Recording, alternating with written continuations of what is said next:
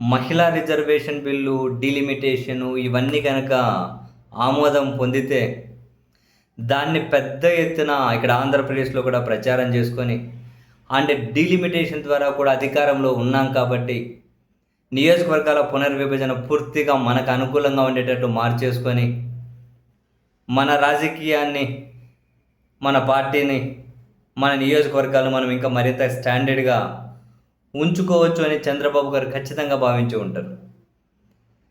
అందుకనే ఈ బిల్లులు ప్రవేశపెడుతున్నారంటే వీళ్ళ ఉత్సాహం చూడండి. రాష్ట్రంలో ఉన్న అందరూ గాని అధికార కూటమిలో ఉన్నోళ్ళు మహిళలు, పురుషులందరూ ఢిల్లీలోనే ఉన్నారు. ఇంక మహిళలైతే 2 రోజుల నుంచి చివరికి బిల్లులు వ్యతిరేకించే కాంగ్రెస్ ముఖ్యమంత్రులతో కూడా కలిసి గ్రూప్ ఫోటోలు దిగుతూ ఉన్నారు. ఢిల్లీకెళ్ళారు కదా! మంచిగా 2 రోజుల నుంచి ఢిల్లీలో ఫోటోలు అవి ఇవి దిగుతూ ఉత్సాహంగా కనిపించారు. ఈ బిల్లులు పాస్ అయిపోతాయి. సో, ఆ క్రెడిట్ చంద్రబాబు నాయుడు గారి అకౌంట్‌లో ఏసేసి ప్రచారం చేసుకుందాం. మనదే కదా గవర్నమెంట్ సెంట్రల్‌లో అని. ఆ డీలిమిటేషన్ ఎటు కేంద్రంలో మనమే ఉన్నాం కదా! డీలిమిటేషన్‌లో నియోజకవర్గాల పునర్విభజనలో మనకు అనుకూలమైనవి ఇక్కడ అటు ఇటు మొత్తం అంతా బ్యాలెన్స్ చేసుకోవచ్చు. బ్యాలెన్స్ చేసుకొని ఏది రిజర్వేషన్‌లోకి తీసుకెళ్ళాలి, ఏది ఎస్సీ రిజర్వ్‌లో ఉంచాలి, ఏది మహిళల రిజర్వ్‌లో ఉంచాలి.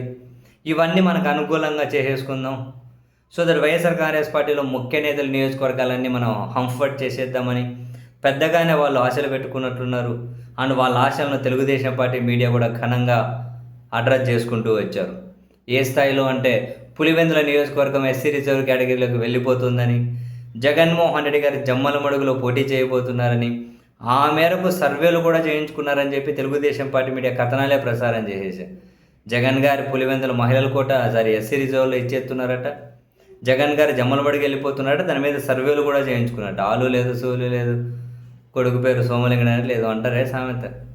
ఇది అసలు ఆమోదం పొందలే, పాడుపడ్డ కోసి పొందలే. అప్పుడే జగన్ గారి నియోజకవర్గాన్ని కూడా మార్చేసి వాళ్ళు అంటే వాళ్ళు ఎంత ప్లాన్డ్గా ఉన్నారు అని. వాళ్ళు ఎంత ప్లాన్డ్గా ఉన్నారు అంటే వాళ్ళకు ఏమంటారు, వైసీపీకి పట్టున్న వాటి ఏదైనా ఎస్సీ రిజర్వ్డ్ కేటగిరీలోనో లేకపోతే వైసీపీలో ముఖ్య నాయకులు ఇప్పుడు జగన్ గారిదే పులివెందులో మార్చేస్తారు అని ఆ స్థాయిలో కథనాలు వేశారంటే ఇంక మిగిలిన ఏ నియోజకవర్గమైనా వాళ్ళకి అనుకూలంగా మార్చేసుకొని వెళ్దామని చెప్పి ఆశపడ్డారు.